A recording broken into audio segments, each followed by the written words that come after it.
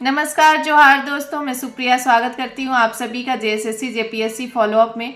हम लोग weekly current affairs अभी कर रहे हैं, तो वीकली करंट अफेयर्स के सेशन में हम लोग देखेंगे 8 फरवरी से लेके 15 फरवरी तक के सभी इंपॉर्टेंट करंट अफेयर्स झारखंड के। इसके पहले हमने झारखंड करंट अफेयर्स झारखंड के साप्ताहिक करंट अफेयर्स में देखा था 1 फरवरी से लेके 7 फरवरी तक के सभी इंपॉर्टेंट करंट अफेयर्स। और आज के सेशन में हम देखेंगे 8 फरवरी से लेकर 15 फरवरी तक के सभी important current affairs, specially Jharkhand के। आप लोग करंट अफेयर्स इसलिए जरूरी है आप लोगों के लिए क्योंकि कोई भी एग्जाम होगा, जैसे अभी झारखंड का अपकमिंग एग्जाम में झारखंड पुलिस है और भी जो भी जेएसएससी जेपीएससी के एग्जाम्स होने वाले हैं, सब में करंट अफेयर्स का इंपॉर्टेंट रोल होता है। तो आप लोग साथ में अपनी तैयारी में करंट अफेयर्स को ऐड करके चलिए, तो आपकी तैयारी बनी रहेगी अच्छे से और करंट अफेयर्स भी साथ में होता रहेगा। चलिए आज के सेशन की शुरुआत करते हैं। आज का पहला सवाल है, झारखंड के किस शहर में पहली बार अखिल भारतीय पुलिस मीट का आयोजन किया जाएगा? अखिल भारतीय पुलिस मीट का आयोजन पहली बार झारखंड में खेलगांव रांची में किया जाएगा 7 से 17 फरवरी 2025 तक। और झारखंड के राज्यपाल संतोष कुमार गंगवार इस प्रतियोगिता का उद्घाटन करेंगे और मुख्यमंत्री हेमंत सोरेन समापन समारोह में उपस्थित रहेंगे। इसमें अलग अलग बटालियंस अपना अलग अलग प्रदर्शन करेंगे। अगला सवाल है, हाल ही में प्रकाशित पुस्तक अपने कुरुक्षेत्र में अकेला के लेखक कौन है? अपने कुरुक्षेत्र में अकेला के लेखक है अयोध्या नाथ मिश्र और इसका लोकार्पण रक्षा मंत्री संजय सेठ के द्वारा किया गया। पूर्व विधानसभा पदाधिकारी और संसदीय विषयों के जानकार अयोध्या नाथ मिश्र के 2 कहानी संग्रह अपने कुरुक्षेत्र में अकेला और आखिर क्यों का लोकार्पण चैम्बर ऑफ कॉमर्स भवन में किया गया। ध्यान रखिएगा। अगला सवाल है, झारखंड सरकार द्वारा हाल ही में राजकीय मेला घोषित आदिवासी विकास महाकुंभ मेला का आयोजन कहाँ किया गया? आदिवासी विकास महाकुंभ मेला का आयोजन पलामू मेदिनीनगर प्रखंड के दुबियागढ़ में किया गया 11 और 12 फरवरी 2025 को। चेरो वंश के शासक राजा मेदिनी राय 1668 से 1661 तक के कालखंड में यहाँ के राजा थे, जिनकी याद में इस मेला का आयोजन होता है और इसकी शुरुआत 1990 के आसपास में हुई थी। अगला सवाल है, चतरा में राजकीय इटखोरी महोत्सव का आयोजन कब किया जाना है? चतरा में राजकीय इटखोरी महोत्सव का आयोजन 19 से 21 फरवरी किया जाना है, यानी 19, 20, 21 फरवरी को इसका महोत्सव का आयोजन होगा और ये भद्रकाली मंदिर परिसर में प्रतिवर्ष 19, 20 और 21 फरवरी को राजकीय इटखोरी महोत्सव का आयोजन किया जाता है। ध्यान रखिएगा। अगले सवाल की तरफ जाते हैं। अगला सवाल है, हाल ही में झारखंड सरकार के द्वारा किन 2 जिलों में लॉजिस्टिक पार्क बनाए जाने की घोषणा की गई है? 2 जिलों में लॉजिस्टिक पार्क बनाए जाने की घोषणा की गई है, धनबाद और पूर्वी सिंहभूम में। झारखंड का पहला और देश का 36वां अंतर्राष्ट्रीय लॉजिस्टिक पार्क का निर्माण धनबाद के निरसा प्रखंड के गोपालगंज में शुरू हो गया है।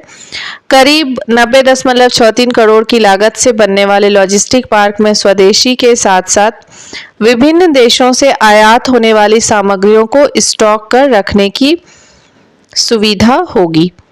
ये ध्यान रखिएगा, इम्पोर्टेंट है। लॉजिस्टिक पार्क झारखंड सरकार के द्वारा धनबाद और पूर्वी सिंहभूम में बनाए जाने की घोषणा की है। अगला सवाल है, हाल ही में झारखंड सरकार के पेयजल एवं स्वच्छता विभाग के रिपोर्ट के अनुसार किस प्रमंडल के जल में आर्सेनिक, फ्लोराइड और आयरन की मात्रा सामान्य से अधिक पाई गई है? संथाल परगना में। संथाल परगना में के जल में आर्सेनिक, फ्लोराइड एवं आयरन की मात्रा सामान्य से अधिक पाई गई है, इसे ध्यान रखिएगा। पेयजल की समस्या जिसकी वजह से है। अगला सवाल है, हाल ही में किस कंपनी ने झारखंड में वंदे भारत के डब्बे और पहिए निर्माण हेतु संयंत्र स्थापित करने के लिए निवेश प्रस्ताव दिया है?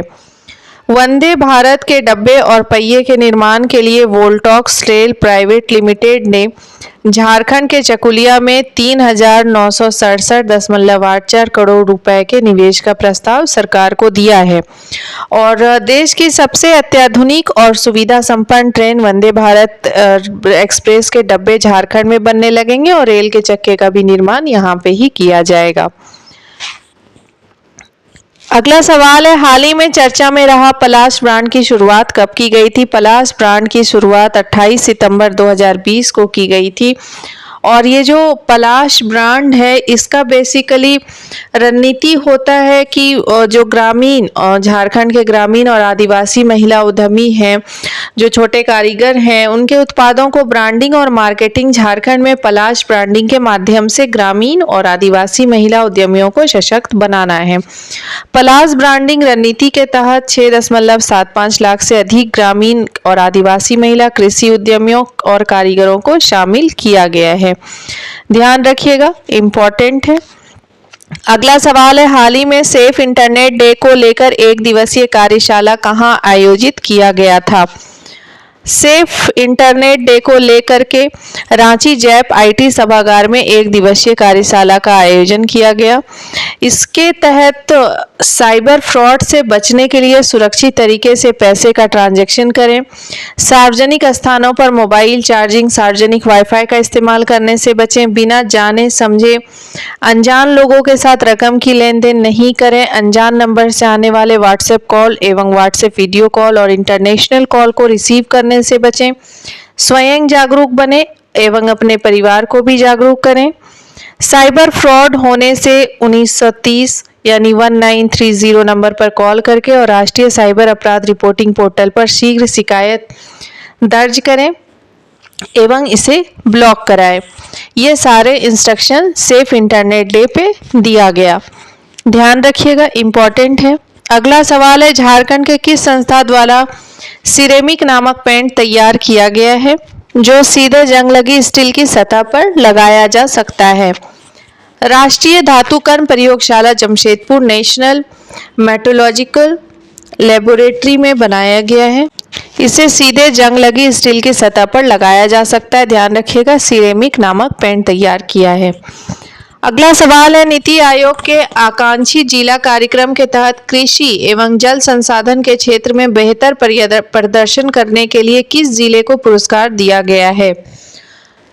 कृषि एवं जल संसाधन के क्षेत्र में बेहतर प्रदर्शन करने के लिए गढ़वा जिले को पुरस्कार दिया गया है। कृषि नीति आयोग की ओर से 3 करोड़ रुपए का पुरस्कार राशि दिया गया, जिसे गढ़वा के विकास के लिए लगाया जा रहा है।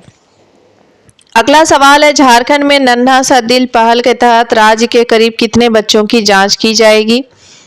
नन्हा सा दिल पहल के तहत 45,000 बच्चों की जांच की जाएगी और कोल इंडिया ने बच्चों के लिए जीवन रक्षक उपलब्ध कराने के लिए श्री सत्य साई स्वास्थ्य एवं शिक्षा ट्रस्ट के साथ साझेदारी भी कर ली है।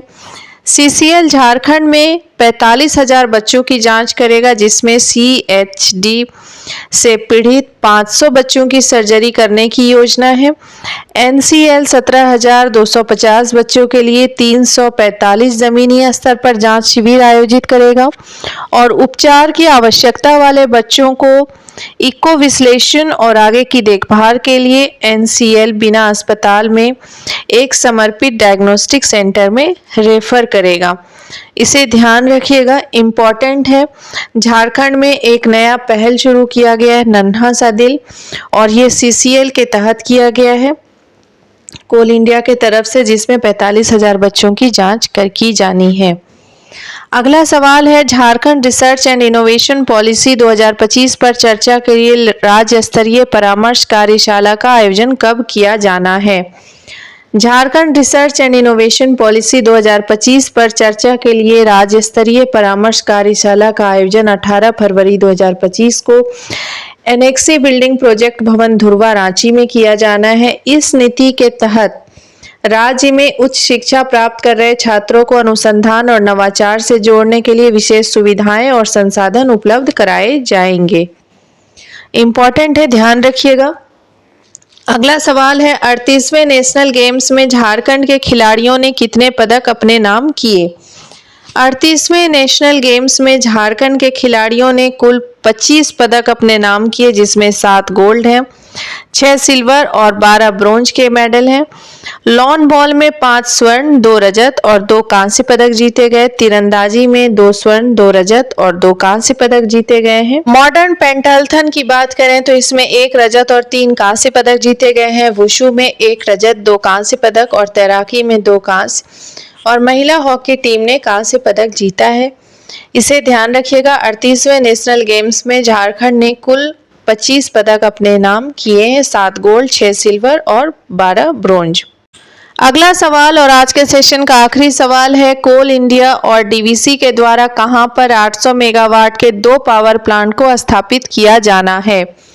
कोल इंडिया और डीवीसी की साझेदारी से झारखंड के चंद्रपुरा और कोडरमा में 800 मेगावाट के 2 पावर प्लांट लगाए जा रहे हैं। डीवीसी और कोल इंडिया के द्वारा चंद्रपुरा में 800 मेगावाट की 2 ultra super critical power plant स्थापित किया जाएगा और कोडरमा में भी 800 मेगावाट की 2 ultra super critical power plant लगाई जाएगी। इसे ध्यान रखिएगा, इम्पॉर्टेंट है। ऊर्जा मंत्रालय के द्वारा इसके लिए 16,425 करोड़ की राशि स्वीकृत की गई है। 16,425 करोड़ की राशि दी जाएगी। आज के लिए इतना ही। उम्मीद करती हूँ आप लोगों को आज का सेशन पसंद आया होगा। जल्द ही मिलते हैं अगले सेशन में एक नए टॉपिक के साथ। Thank you everyone.